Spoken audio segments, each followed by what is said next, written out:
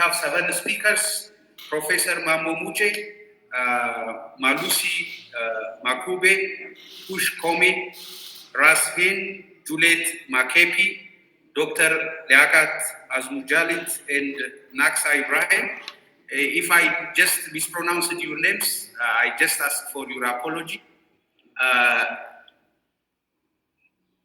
With that note, I would, without any further ado, I would directly go to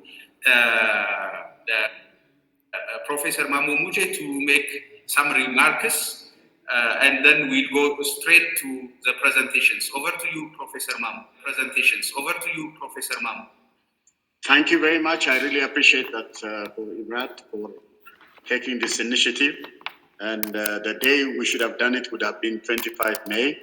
But as long as we do it in May, we have not failed. So we still should celebrate Africa Day. So I also appreciate all of you. When we asked you, very quickly, you all volunteered and you all wanted to contribute. And you all also have sent us your topic, the title of what you're going to speak. And we appreciate you. This is an important time to reflect on 60 years of the Organization of African Unity. We have a very nice declaration, but implementation, we went opposite to what was declared. So we have not still come out of that dilemma. And we really need to address very systematically now how to include all that really need to be included, particularly the people. The people and the people alone make history. So we must make the unity history by engaging all the people. So even civil society organizations like Imrat getting engaged with this project of Uniting Africa is critically important. So I just want to welcome you, and I would like to do my recommendation. I have written a little speech, and it's not long, but it's I want to provoke all of you. I have a plan for the United States of Africa, how we can actually form it, organize it, and build it. So I'll suggest that, but not now. First, I must hear all of you. So I just now welcome you, the speakers, and let me ask you to invite each of them to start speaking. I think the first speaker is our brother Pusch Commey, I think. And welcome, Pusch Commey, and your title is very good, Kwame Nkrumah. And Pusch Commey is originally born in Kenya, but he's very African. So it's very good to welcome you, and you do the first speech. Thank you very much. Yeah, hello. Good afternoon, everyone. As you mentioned, I'm Pusch Commey. I'm speaking from Johannesburg, South Africa. Originally from Ghana. And by way of introduction, I'm a lawyer and also a writer of books. And I was associate editor for the New African magazine for 19 years, covering African issues.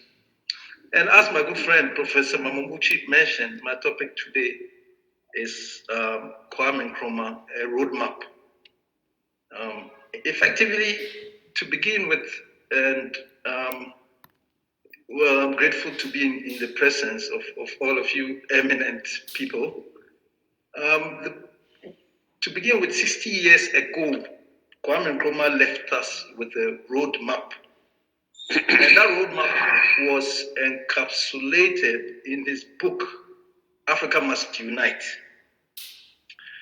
Some of the topics covered in his book, Africa Must Unite, were the African background, the colonial imprint, colonial patterns of economics, society under colonialism, the intellectual vanguard, freedom first, achieving our sovereignty, problems of government, bringing unity in Ghana, our Ghanaian constitution, the administrative instrument, reconstruction and development, towards economic independence, building socialism in Ghana, towards African unity, some attempts at unification, economic and political integration, Africa's needs, neo-colonialism in Africa, Africa in world affairs, examples of major unions of states, and continental government for Africa. Those topics, were all analyzed and dissected in his book 60 years ago. 60 years later, all these topics are still very, very relevant. As we know that now, everybody agrees that Kwame Nkrumah was right. Right, and in his introduction, he made some very poignant observations.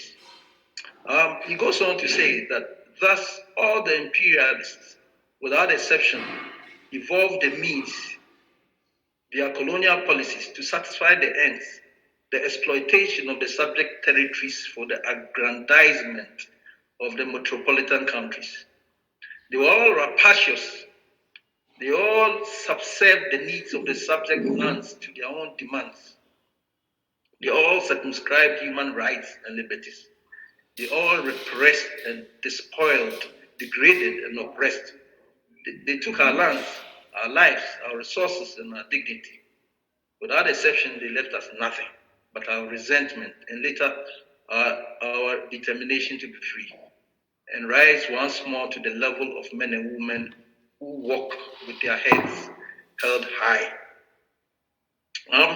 It is important to note that it's that same self-respect, that led Ethiopia to fight against imperial Italy in the Battle of Adwa.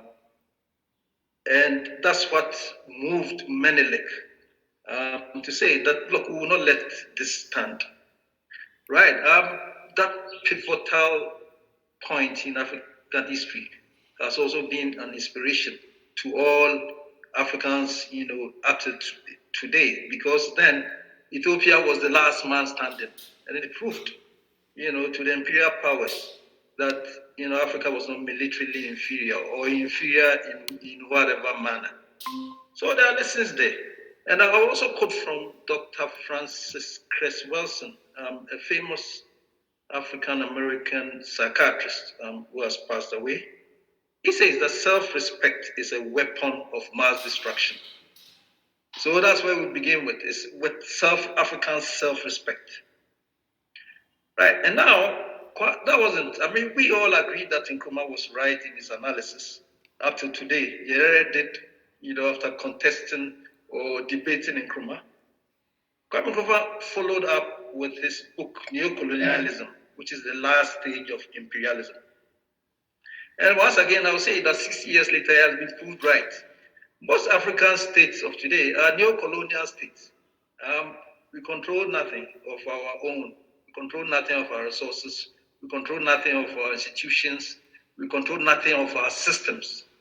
Our judicial systems, our economic systems, our social systems, and many of our systems and institutions are those that have been imposed upon us.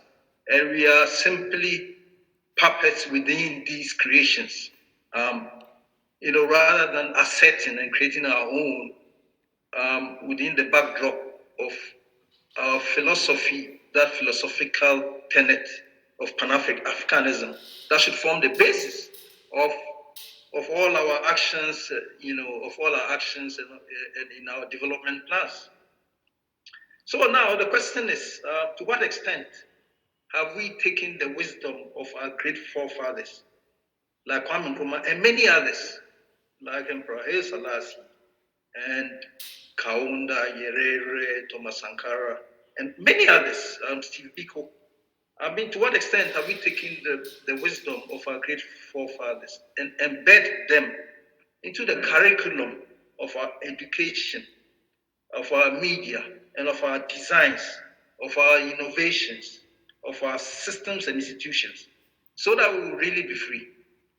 And when I speak of design, design is extremely important.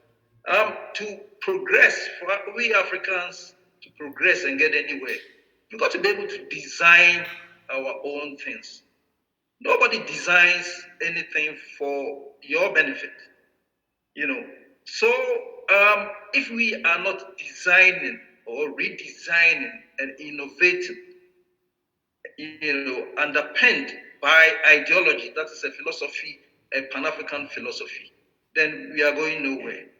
If we are not redesigning or designing our systems, our judicial systems, our economic systems, our social systems, or all our systems and institutions with an ideological background or a philosophical underpinning, then we're not going to progress very far.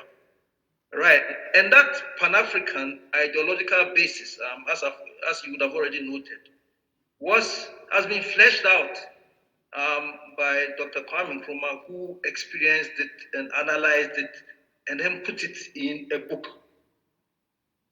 Africa Must Unite, Neo-Colonialism. And not only him, I mean many others have written books. Now, the fundamental question is, so we have a roadmap, in a book like Africa Must Unite, and many other books written by eminent, our forefathers. We have that roadmap. We have that blueprint. To what extent are these books part of our education curriculum and system from grade 1, to the university level? Straight to say, now, if you ask many people who are Pan-Africans, have you read Africa Must Unite? A blueprint, a roadmap. You're not going to get many of them who have actually read the book. And yet still, every time what happens is that we keep reinventing the wheel. We keep talking about the very same things that he spoken about and analyzed and experienced when he was president of Ghana. And analyzed and he actually offered solutions, as to where, we should be going, the roadmap forward. No, we don't have it. And we don't have many of such books abridged, whilst in Western societies, when they have good books, they literally abridge it and translate it and retranslate it and let it seep into their educational system so that their children read it all the way up to university level.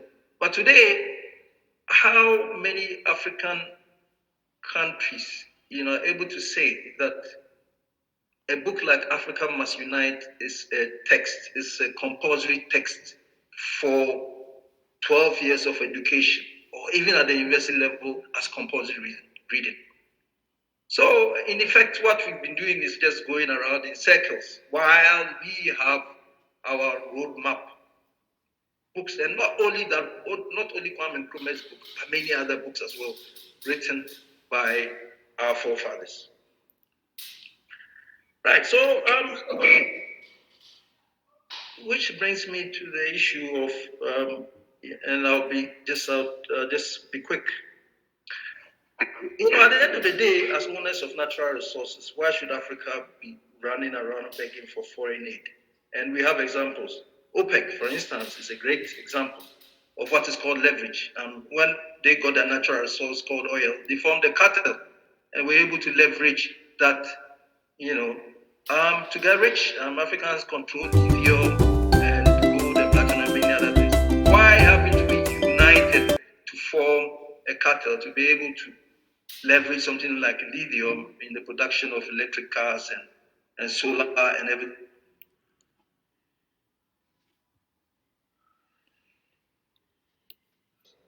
And to what extent are we Africans going to be fearless such that our children will win the future? Bob Marley put it, as I've already indicated, as owners of resources, we should not fall into the category of that in the abundance of water, the fool is thirsty. Definitely we are not fools. And on the 60th anniversary of the formation of the OAU, for which Kwame Nkrumah was the founding father, I'll ask the question again. To what extent are we Africans going to be fearless and speak with one voice and fight for the future, such that our children will win the future? Thank you very much for this presentation and for the audience. I'll go back to Professor Mamouchi. Thanks for the invitation. Thank you very much, Pusch Commey. That was a nice and succinct presentation. For those of you who may want to raise questions, please hold your questions. We'll give you time at the end of all the presentations to pose your questions. Just to say a little bit about Pusch Commey, Pusch Commey went straight to the presentation without us introducing him. Pusch Commey is born in Ghana, and he lives and works in South Africa as a practicing advocate of the High Court of South Africa. His first degree was an honors in English and Spanish from University of Ghana, and followed by law degrees from University of Natal and the University of Johannesburg. Writing was his first love, and he started writing books from the age of 6. Early awards include Valkofant Literary Award for Best Short Story in 1988, second Best Unpublished Collection of Poetry in 1989 from Ghana Association of Writers, Editor's Choice Award for Best Poem in 1989 from American Library of Poetry, and Best Historical Book, 100 Great African Kings and Queens, African Authors Award.